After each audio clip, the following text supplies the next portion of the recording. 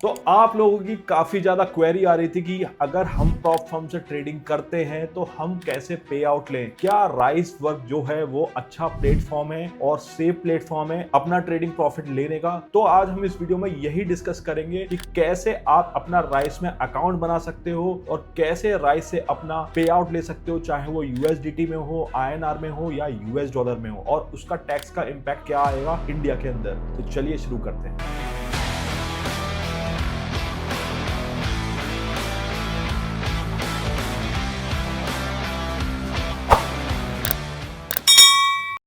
Rice से पे out कैसे लें, इससे पहले ये समझते हैं राइस होता क्या है। देखिए, राइस एक है ना ग्लोबल पेमेंट प्लेटफॉर्म है जहां पे कोई भी एम्प्लॉयर या कोई भी जो पेयर है वो अपना वहां से अपने एम्प्लॉयज को या अपने वेंडर्स को पे कर सकता है किसी भी फॉर्म में, चाहे वो क्रिप्टो करेंसी हो, चाहे वो आईएनआर हो, यूएस डॉलर हो, या आपकी जिस कंट्री में आप रहते हैं वहां की होम करेंसी क्यों ना हो। तो अभी तक क्या हो रहा था, जो ट्रेडर्स हैं अपना प्रॉफिट का पे आउट जो लेते थे डायरेक्टली प्रॉप फर्म से या अपना सीएफडी ब्रोकर से डायरेक्टली लेते थे अपने बैंक अकाउंट में, और यहाँ पे बहुत ही ज्यादा हाई रिस्क होता है आपका बैंक फ्रीज होने के। तो यहाँ पे राइस एक इंपॉर्टेंट रोल प्ले करता है कि अगर आप अपना राइस में अकाउंट बनाएं और जो भी आपके पे आउट है, चाहे वो प्रॉप फर्म से हो गए या सीएफडी ब्रोकर से हो गए, और वो चाहे लाइसेंस हो या अनलाइसेंस्ड हो इंडिया के अंदर, आप अपना पे आउट राइस में लें और राइस से आप अपना आईएनआर बैंक अकाउंट में पैसा वापस लेके आए, तो ना ही इस पे कोई क्रिप्टो टैक्स लगेगा और बैंक फ्रीज का भी चांसेस काफी कम हो जाएंगे। तो अब आपको ये तो समझ में आ गया कि राइस कैसे बेनिफिशियल है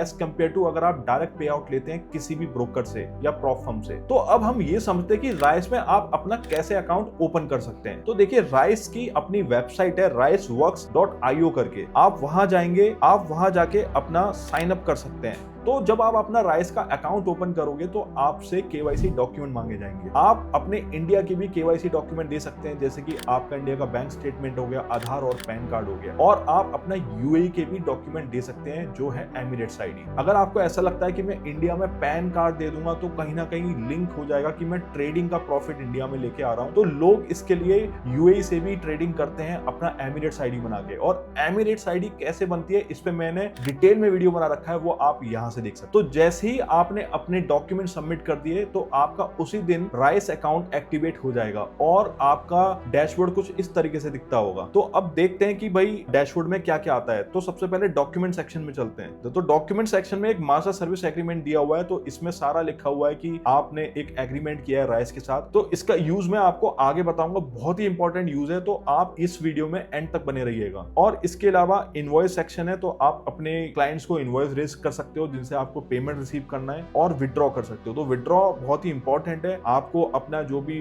ट्रेडिंग प्रॉफिट है या आपका जो भी आपने सर्विस प्रोवाइड करी है अपने फॉरेन क्लाइंट्स को, तो अगर उनका पे आउट लेना है तो आपको विड्रॉ सेक्शन में जाना पड़ेगा। अब विड्रॉ में देखते हैं क्या क्या ऑप्शन आ रहा है। तो आपको इंटरनेशनल बैंक ट्रांसफर दिखेगा, फिर यूएसडीसी दिखेगा, फिर यूएस डॉलर भी है इंटरनेशनल बैंक ट्रांसफर, और ब्लॉकचेन वॉलेट भी है। अब इंटरनेशनल बैंक ट्रांसफर और यूएसडी में क्या फर्क है। देखो, राइस जो है ना वो प्लेटफॉर्म यूएसए का है, तो उसने अपना यूएसडी से जो बैंक ट्रांसफर है वो एक सेपरेटली दे रखा है, और इंटरनेशनल बैंक ट्रांसफर मतलब कि अगर आपको आईएनआर में चाहिए या आपको एईडी में चाहिए या और किसी करेंसी में चाहिए तो आपको इंटरनेशनल बैंक ट्रांसफर चूज करना पड़ेगा। और अगर आपको क्रिप्टो करेंसी में चाहिए तो लास्ट ऑप्शन आप देख रहे हैं ब्लॉकचेन वॉलेट का, तो आप उसमें भी अपना पे आउट ले सकते। तो अभी हम चलते हैं कि भाई आईएनआर से अगर हमें पे आउट लेना है या यूएस डॉलर से लेना है, किसी भी और फिएट करेंसी में पे आउट लेना है अपने बैंक अकाउंट के अंदर, तो कैसे ले सकते। तो अब आप ऑप्शन देख पा रहे होगे, सबसे पहला इंटरनेशनल बैंक ट्रांसफर, यहां जाओगे, ठीक है। तो आपका कंट्री बाय डिफॉल्ट आ जाएगा, जिस कंट्री के आपने डॉक्यूमेंट्स दिए हैं तो उस कंट्री का सिलेक्शन अपने आप आ जाएगा।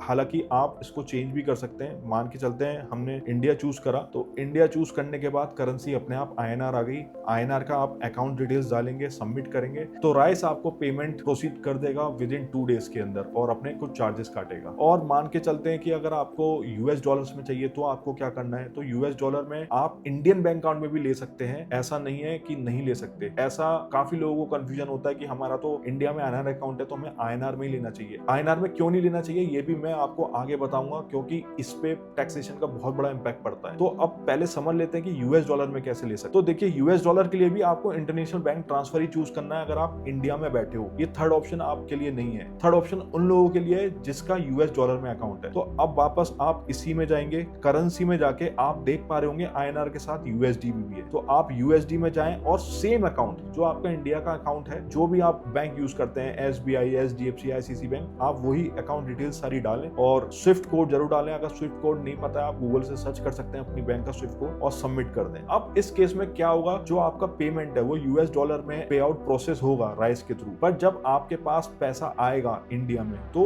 जो भी उस दिन का कन्वर्जन रेट होगा, उस रेट से कन्वर्ट होके आपके अकाउंट में INR रिफ्लेक्ट होगा। तो ये पूरा प्रोसेस होता है INR का विड्रॉल लेने के लिए और US डॉलर का विड्रॉल लेने के लिए। अब बात आती है अगर आपको क्रिप्टो में पे आउट लेना है, तो क्रिप्टो का भी बहुत आसान है। आपको क्रिप्टो में जाना है, आप देख पा रहे होगे कि ये सारे ऑप्शंस अवेलेबल हैं आपके पास, ठीक है। USDC इथेरियम में अवेलेबल है और USDT भी अवेलेबल है इथेरियम के अंदर, और भी सारे टोकन्स हैं। तो ये आप किसी में भी आप पे आउट ले सकते हो। तो सिंपल है, पे आउट का तो हमारे को क्लियर हो चुका है कि हम राइस में कैसे पे आउट ले सकते हैं। हमने ये भी डिस्कस कर लिया कि हम क्यों राइस से पे आउट ले रहे हैं, डायरेक्टली क्यों नहीं ले रहे, क्योंकि हमें बैंक फ्रीज से बचना है और हमें अपना टैक्सेशन भी ऑप्टिमाइज करना है। अब आती है टैक्सेशन की बात की अगर हम राइस से पे आउट ले रहे हैं तो टैक्स कैसे लगेगा। तो देखिए, अगर आप प्रॉप फर्म से ट्रेडिंग कर रहे हैं, अपना सब्सक्रिप्शन फी पे करके अकाउंट ले रहे हैं, जो आप अपना राइस से पे आउट ले रहे हैं, उस पर जो टैक्स लगेगा वो एज अ बिजनेस इनकम या फ्रीलांसिंग इनकम लगेगा, क्योंकि आपने कोई भी अपनी कैपिटल लगा के ट्रेडिंग नहीं करी है। आपने अपनी स्किल दी है किसी को और उसके अगेंस्ट किसी ने एक परसेंटेज बेसिस पे आपको कमीशन दिया है, क्योंकि आपने एक उसके लिए अच्छा काम किया है। और जैसा कि मैं आपको बता रहा था कि एग्रीमेंट भी होता है, तो एग्रीमेंट भी इसलिए ही होता है। तो जब आप पे आउट लोगे इंडियन बैंक अकाउंट में, तो हो सकता है कि आपका बैंक मैनेजर, आपका बैंक पूछे कि आपका ये जो पैसा आया वो किस बिहाफ पे आया, आपने क्या सर्विस प्रोवाइड करी है, तो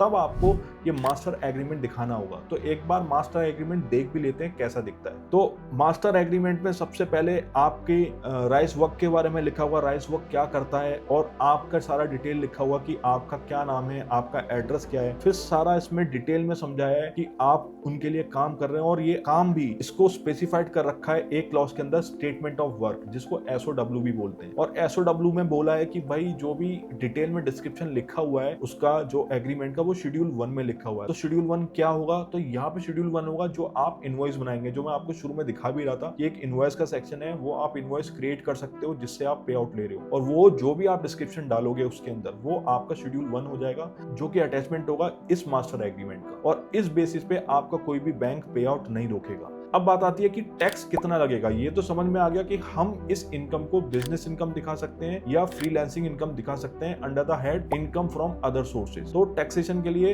अब डिटेल में समझते हैं वो कैसा दिखेगा। तो जैसा कि हम बात कर रहे थे कि जो प्रॉप फर्म है उससे जो आप पे आउट लोगे वो आप INR में भी ले सकते हो, US डॉलर में भी ले सकते हो और क्रिप्टो में भी ले सकते हो। अब आपके लिए फ्रॉम द टैक्स पर्सपेक्टिव कौन सा बेनिफिशियल है वो अब हम समझते हैं। तो देखिए, अगर आपने अपना पे आउट लिया राइस से क्रिप्टो के अंदर, USDT से लिया या USDC से लिया, तो आपका जो टैक्स लगेगा वो फ्लैट 30% लगेगा। अब क्या इस पे खर्चे मिलेंगे, तो देखिए आपने खर्चा तो एक ही किया था, वो था आपका सब्सक्रिप्शन फी, बट वो आपका एक ट्रेडिंग एक्सपेंस नहीं है, तो आपका उस पे कोई भी एक्सपेंस नहीं मिलेगा। जो भी आपने पे आउट लिया उस पे 30% फ्लैट टैक्स लगेगा इंडिया के अंदर जब आप अपनी ITR फाइल करोगे, ठीक है। अब मान के चलते हैं कि आपने USDT में नहीं, आपने फिएट करेंसी में अपना पे आउट लिया है। फिएट का मतलब क्या, कोई भी करेंसी हो गई, जैसे कि हम अपने केस में मान लेते हैं कि एक तो INR हो गया और दूसरा हो गया US डॉलर, ठीक है। अब हमने INR में पे आउट लिया तो क्या टैक्स लगेगा, तो सबसे पहले हमें समझना पड़ेगा कि इनकम टैक्स क्या होगा। तो इनकम टैक्स के लिए जो होता है वो होता है स्लैब रेट्स, ठीक है, स्लैब रेट लगेगा।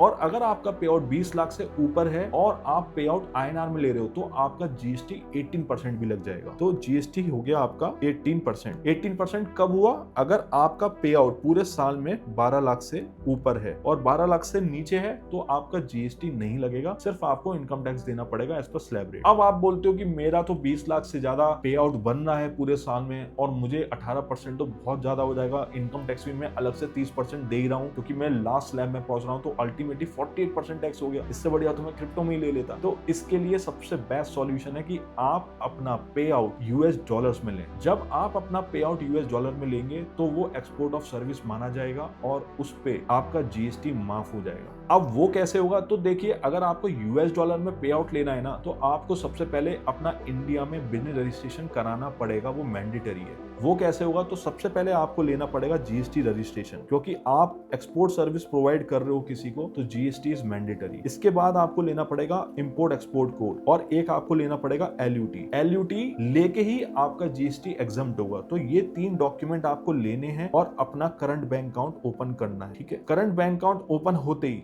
आप इस अकाउंट डिटेल्स को अपने राइस अकाउंट में अपडेट करेंगे और अपना पे आउट लेंगे। जब आपने पे आउट लिया तो बैंकर आपको पहली बार बुला सकता है कि आपने ये पेमेंट मंगाया है, यूएस डॉलर में आया है, क्या पर्पस है, ये क्यों पैसा आया है। तो यहाँ पे अगेन आपको इनवॉइस दिखाना है जो आपने रेज करा है, जिससे पेमेंट आया है, प्लस आपको मास्टर एग्रीमेंट दिखाना है राइस का, एंड आपको पर्पस कोड देना है। तो पर्पस कोड आप अपना कंसल्टेंसी सर्विस का दे सकते हो, जो होता है P1006। तो ये आप दोगे, आपका अमाउंट रिलीज हो जाएगा आपके अकाउंट में, और कोई बैंक फीस का यहाँ पे कंसर्न नहीं होने वाला किसी भी हालत में। अब जब आपने ये पे आउट लिया तो टैक्सेशन क्या लगेगा, सेम इनकम टैक्स रेट तो स्लैब रेट के अकॉर्डिंग होगा, बट जीएसटी यहाँ पे 0 हो जाएगा। तो प्रॉप फर्म पे टैक्स कैसे लगता है, मैंने इसको डिटेल में ऑलरेडी समझा रखा है, वो आप यहाँ से देख सकते हैं। बट स्टिल आपका कोई भी डाउट रह गया हो तो आप मुझसे लिंक्डइन में कनेक्ट कर सकते हो, मैं आपका जरूर जवाब दूंगा। और मैं ऐसी छोटी छोटी हैक्स मैं देता रहता हूं अपनी कम्युनिटी के अंदर, तो आप मेरी कम्युनिटी ज्वाइन कर सकते हो। आपकी जो भी दिक्कत होती है,